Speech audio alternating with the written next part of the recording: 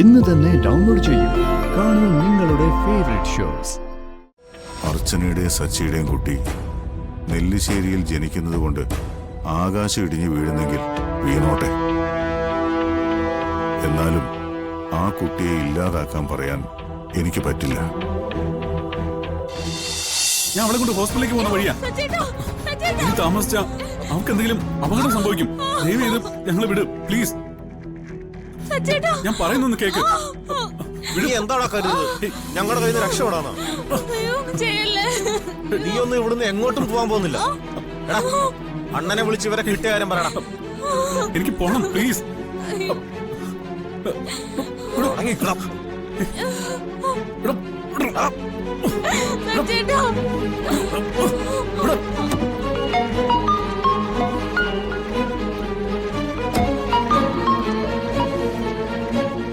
Hello അണ്ണാ, എന്തായി? അവരെ കിട്ടിയോ? കിട്ടിയോണ്ണാ? അവനോ അവന്റെ ഭാര്യയുണ്ട്. ഞങ്ങൾ ഇവരെ അങ്ങോട്ട് കൊണ്ടുവരട്ടെ. എന്തിനാടാ അവള് കിടന്ന് കരയുന്നേ? നിങ്ങൾ അവളെ ഉപദ്രവിച്ചോ? ഇല്ലണ്ണാ, ഞങ്ങളൊന്നും ചെയ്തില്ല. എന്തോ വേദനയുണ്ട്, ആശുപത്രിയിൽ പോണം എന്നൊക്കെയാണ് പറയുന്നത്.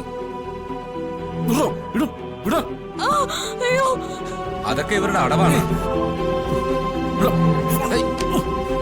ഹലോ, ഞാൻ സച്ചിയാണ്. എന്റെ ഭാര്യ കൊണ്ട് ഞാൻ ഹോസ്പിറ്റലിലേക്ക് പോവാ. അവർക്ക് തീരെ വയ്യ. ദേവി ഇത് ഇവരോട് ഞങ്ങള് വിടാൻ പറയണം. ഇനി താമസിച്ച അവർക്ക് എന്തെങ്കിലും അപകടം സംഭവിക്കും. ദേവി ഇത് ഞങ്ങൾ വിടണം പ്ലീസ്. നീ പറയുന്ന സത്യം തന്നെയാണല്ലോ അല്ലേ? ഇല്ലെങ്കിൽ നിങ്ങൾ എന്നെ കൊന്നോ? എത്രയും പെട്ടെന്ന് എനിക്ക് അവളെ ഹോസ്പിറ്റലിൽ എത്തിക്കണം. ദയവ് ചെയ്ത് ഞങ്ങളെ ഒന്ന് വിടാൻ പറയൂ. താൻ ആ ഫോൺ അവർക്ക് കൊടുക്ക.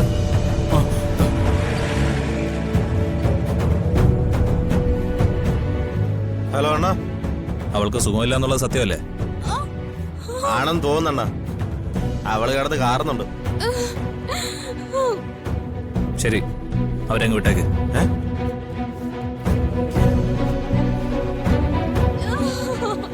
അണ്ണൻ ഇവനെ വിട്ടേക്കാൻ പറഞ്ഞു. നിങ്ങൾ പോയിക്കോ.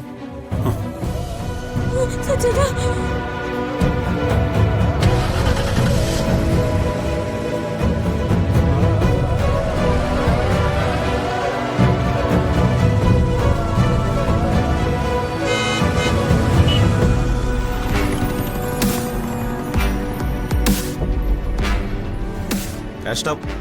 അണ്ണനാരോ വിട്ടേക്കാൻ പറഞ്ഞു. അല്ലെങ്കിൽ പെൺകുട്ടികൾ വേദനിക്കുന്നത് അണ്ണന് ഇഷ്ടമല്ല. വേടാ, നമുക്ക് പോവാം.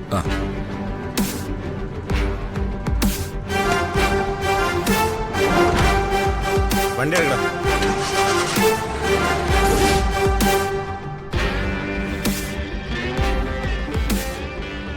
ഏയ്, ഇപ്പൊ കുഴപ്പമൊന്നുമില്ല. നാളെ തന്നെ ഡിസ്ചാർജ് ചെയ്യാം. അല്ലെങ്കിൽ അച്ഛനെ മോനെ ഒരുമിച്ച് ഡിസ്ചാർജ് ചെയ്യാം. ഏത് വേണം സാറ് പറ. എങ്ങനെയായാലും കുഴപ്പമില്ല. ഡോക്ടർ, അച്ഛന് വേറെ പ്രോബ്ലം ഒന്നും ഇല്ലല്ലോ അല്ലേ? ഒരു പ്രോബ്ലം ഇല്ല. കൂടുതൽ ടെൻഷൻ ഉണ്ടാവുന്ന കാര്യങ്ങൾ പരമാവധി ഒഴിവാക്കണം. അനാവശ്യമായ ഒരു പ്രശ്നത്തിലും ഇടപെടരുത്. മരുന്നുകളൊക്കെ കൃത്യമായി കഴിക്കണം. വേറെ കുഴപ്പമൊന്നുമില്ല. അപ്പൊ ശരി.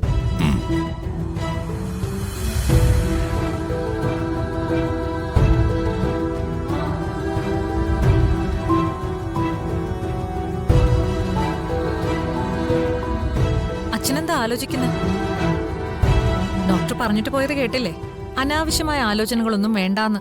അതല്ല മോളെ, അർച്ചനയുടെ കാര്യത്തിൽ നമ്മളിനി എന്ത് ചെയ്യും? അവർ രണ്ടുപേരും ഒരുപാട് ആഗ്രഹിച്ചിട്ട് കിട്ടിയതാ. എന്തൊക്കെ സംഭവിച്ചാലും ആ കുഞ്ഞിനെ ഇല്ലാതാക്കാൻ എനിക്ക് പറ്റില്ല. മോളെന്തു പറയുന്നു? ഞാൻ എന്ത് പറയാം? എല്ലാം അച്ഛന്റെ ഇഷ്ടം പോലെ. എനിക്ക് പ്രത്യേകിച്ച് ഒരു തീരുമാനവും ഇല്ല. അനുഭവിക്കാനുള്ളത് അനുഭവിക്കാൻ തന്നെ. ജനിച്ചാൽ എന്നായാലും മരിക്കണം. എനിക്ക് മരണത്തെ ഇപ്പൊ പേടിയില്ല. ആ ജ്യോത്സ്യം പറഞ്ഞത് മറക്കാനാ ഞാൻ ആഗ്രഹിക്കുന്നത്. അർച്ചനയുടെയും സച്ചിയുടെയും കുട്ടി നെല്ലിശ്ശേരിയിൽ ജനിക്കുന്നത് കൊണ്ട് ആകാശം ഇടിഞ്ഞു വീഴുന്നെങ്കിൽ വീണോട്ടെ. എന്നാലും ആ കുട്ടിയെ ഇല്ലാതാക്കാൻ പറയാൻ എനിക്ക് പറ്റില്ല. ഇത്രയൊക്കെ അനുഭവിച്ചിട്ടും കിളവൻ പഠിക്കുന്നില്ല. നെല്ലിശ്ശേരിയിലെ ഏതെങ്കിലും ഒരെണ്ണത്തിന്റെ ചാവ് കണ്ടാൽ മാത്രമേ ഇയാൾ ഇതൊക്കെ പഠിക്കൂ. ഇനിയിപ്പോ അത് മാത്രമേ വഴിയുള്ളൂ. ഇയാൾ എന്നെ കൊണ്ടത് ചെയ്യിക്കും.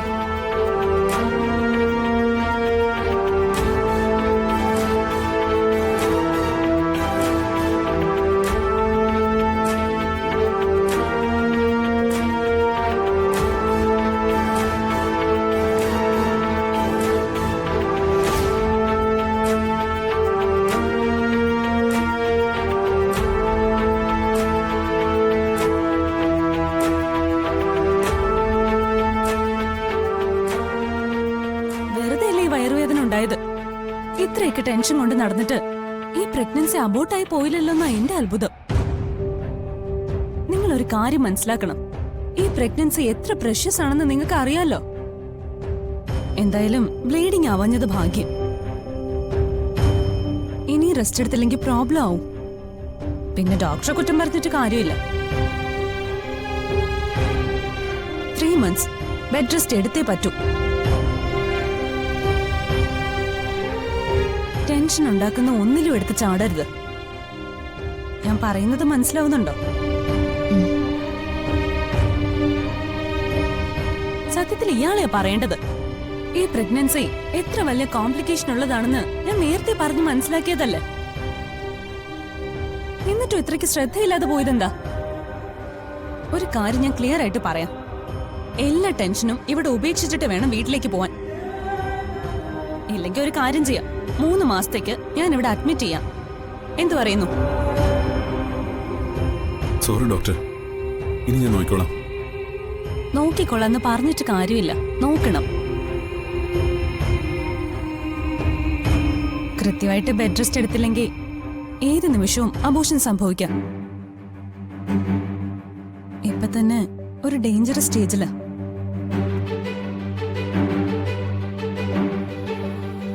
So be careful.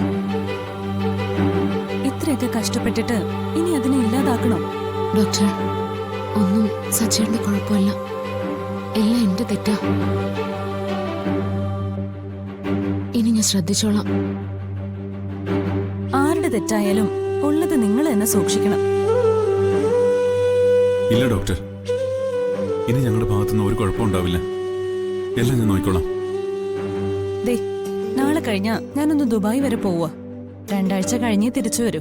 ഞാൻ ഇല്ലെന്ന് കരുതി പറഞ്ഞതൊന്നും മറക്കരുത്, മനസ്സിലായോ?